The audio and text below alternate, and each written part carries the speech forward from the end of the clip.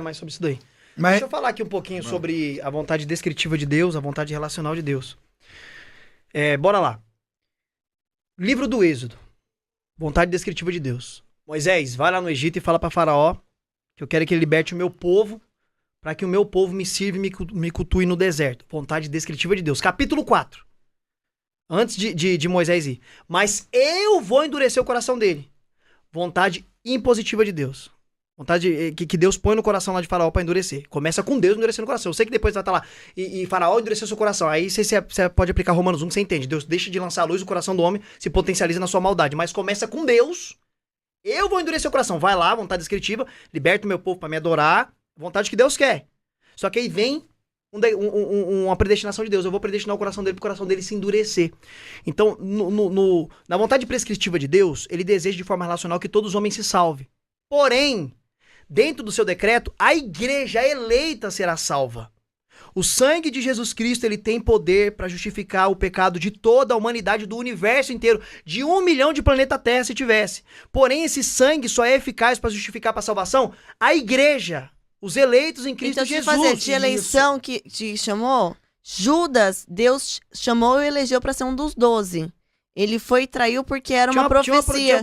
Ele da traição, ele sim. Nunca foi filho da Tá luz. bom, mas a traição, sim. Mas ele se matar também era uma predestinação e uma determinação de Deus. Consequência das atitudes dele. Mas veja ele bem, determinou, Deus decretou. Veja bem, dentro desse decreto descritivo de Deus e do decreto impositivo de Deus, Martim Lutero fala que Deus faz isso de uma forma misteriosa. Essa frase não é do tio Nico.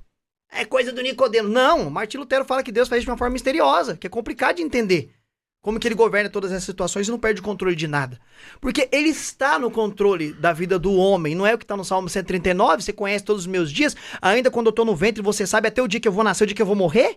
Tudo não está escrito no seu livro? Aí que entra a dificuldade de responder quem coloca lá o futuro na vida do homem. Se tudo está escrito no livro de Deus, quem coloca esse futuro lá?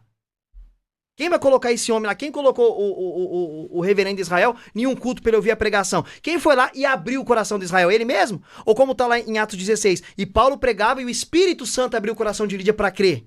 Então, peraí, dentro dessa obra da salvação, é monergismo? É só Deus trabalhando? Ou tem a força do homem? Mas quem convence o homem do pecado do juízo? Então, nesse ponto, se eu partir para toda essa linha teológica sua, eu tenho que falar, então, que Deus também, que Adão não tinha livre-arbítrio ali dentro do Éden. Ele não tinha Mas como? Se Deus determinou todas as coisas. Deus construiu... Por que ele fez antes da queda uma coisa e depois outra? Eu expliquei aqui pro reverendo. Tem o decreto passivo de Deus e o decreto positivo de Deus. Deus cria de uma forma que o homem tem o potencial de fazer, mas não faz o homem fazer, mas o homem tinha o potencial para fazer.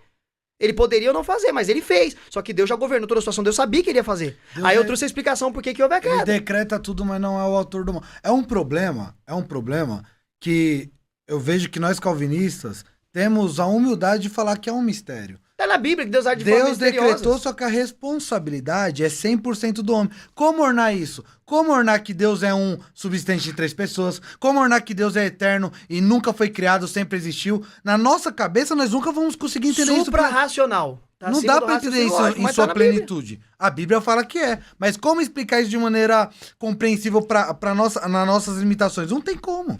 Nós temos que ter essa humildade de... Tem muita coisa pra falar. Tem mais uma pergunta. Tem mais umas duas. Mas eu só queria... Mas é da frustração do Espírito Santo. É que quando você vai responder ela... Lá? Eu respondi a questão da condicionalidade da salvação. Quem colocou o futuro também? Você não respondeu ainda. Respondi que Deus não decreta tudo que acontece no futuro. Ninguém colocou o futuro lá. Então é ocasionalismo? Não existe? Mas então... É ocasionalismo. Agora. Se eu disser isso, eu vou ser predestinista. E eu não sou predestinista. Então não tem resposta pra essa pergunta. Quem colocou o futuro lá? A caneta da história do homem tá na mão de quem? Segundo o Salmo 139, é na mão de Deus. Então Deus colocou tudo que tá escrito lá. Mas tá lá. Inclusive, está escrito. Posso falar? Deus decretou, inclusive, os pecados que você cometeria? Livre agência. Ele governa, ele sabe. Ele sabe o que vai acontecer. Aí quando você fala... E outra, ele pode impedir de pecar. Tudo bem, deixa eu falar. De explicar. Tá bom, agora, quando você sabia disso, que Deus pode impedir um homem de pecar? Agora, de onde está o livre-arbítrio aí? Mas eu concordo plenamente que Deus pode todas as coisas. Deus pode impedir ou não de pecar? Eu, claro, na minha opinião. Pode ou não? Só uma pergunta. Eu preciso desenvolver o meu raciocínio. Não, só essa perguntinha rapidinho. Pode ou não? Ele não pode? Deixa eu ler um texto aqui pra vocês, então, se Deus não pode impedir um homem de pecar, né? Tem que falar mais. Ó, peraí. Rapidinho, ó. Rapidinho aqui, ó. Pros arminianos aí que fala que Deus não pode intervir Depois e impedir 5 o homem. minutos, ininterruptos. Eu vou parar, pode até desligar meu microfone. Alguns dizem que Deus não pode intervir e mover o coração do homem pra impedir o homem fazer. Nós cremos sim. Gênesis capítulo 20, verso 6. Isso que vocês falaram. Que 20, capítulo 6? Que Tá, quem vou ler abre, aqui pra vocês. olha, isso aqui, quem abre o coração do homem é o próprio homem. Nós não cremos nisso. Nós não cremos que é o homem que é o agente inicial da salvação.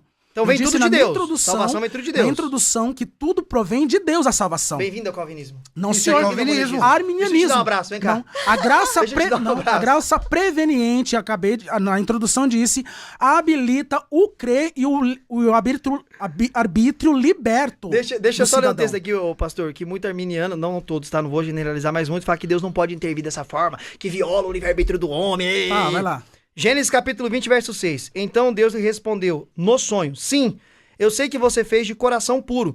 Eu mesmo impedi você de pecar. Ele impede Abimeleque de pegar Sara. Olha aí, Deus impedindo o homem de pecar. Pecasse contra mim. Exato! Olha aí, Deus impedindo o homem de pecar contra Deus.